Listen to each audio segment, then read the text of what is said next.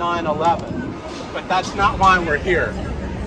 We're here because this building reminds us that the attack on 9/11 was neither the first and not nearly the last terrorist threat faced by the city of New York. There have been 15 major terrorist threats reported here in New York since 9/11. And one of them involved this building right here. In 2012, a young man arrived in New York and got on the internet. He was affiliated with Al-Qaeda, the terrorist organization. Can you hear? I know it's hard, yeah. He was affiliated with Al-Qaeda, the terrorist organization. And he formed a conspiracy to buy a truck filled with a 1,000-pound fertilizer bomb.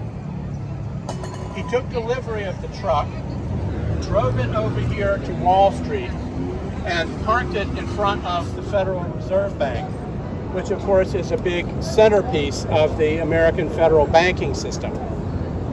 He got out and came around the corner and went into the lobby of the Millennium Hotel here. The detonator for the bomb was his phone.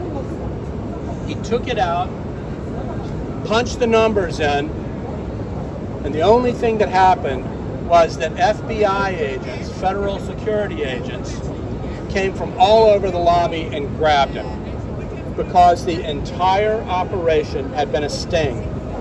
The people he thought he had contacted on the internet weren't conspirators, they were federal agents. And the truck he took delivery of did not have a 1,000-pound fertilizer bomb in it. But it reminds us, once again, that this is, as much as we hope and pray that nothing like this will ever happen again, that this is not some isolated event that happened way back in history.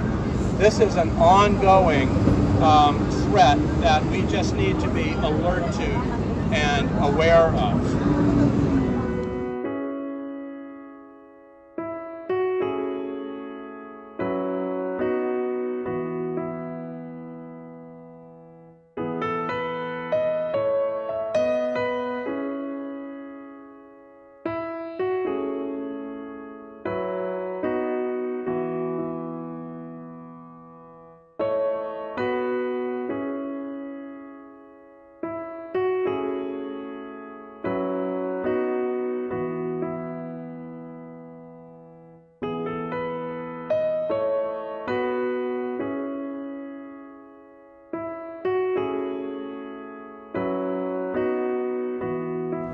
That is in the exact foundation of the South Tower of the old World Trade Center. So this fire station was literally in the shadow of the South Tower of the World Trade Center. And these were the first responders of the first responders.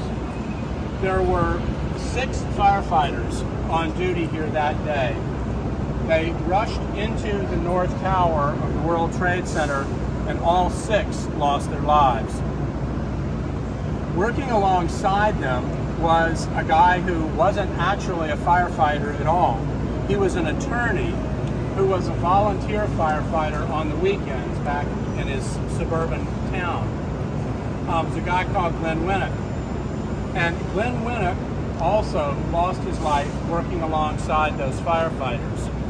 And his law firm, called Holland and Knight, decided that they would erect a memorial, not just to him, but to all 343 of the firefighters who lost their lives here that day.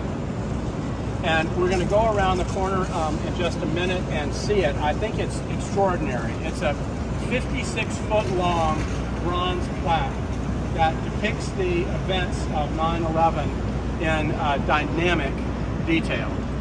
I don't know if our friend, I don't hear him.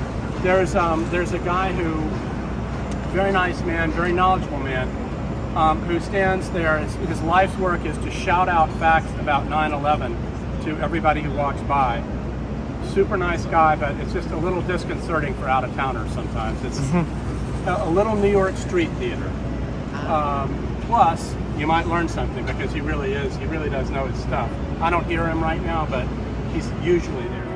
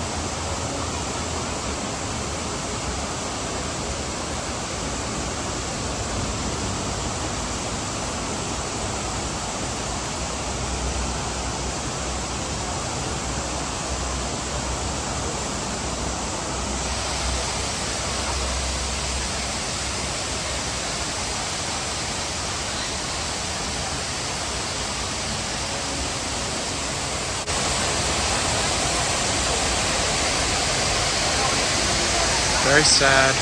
Very sad.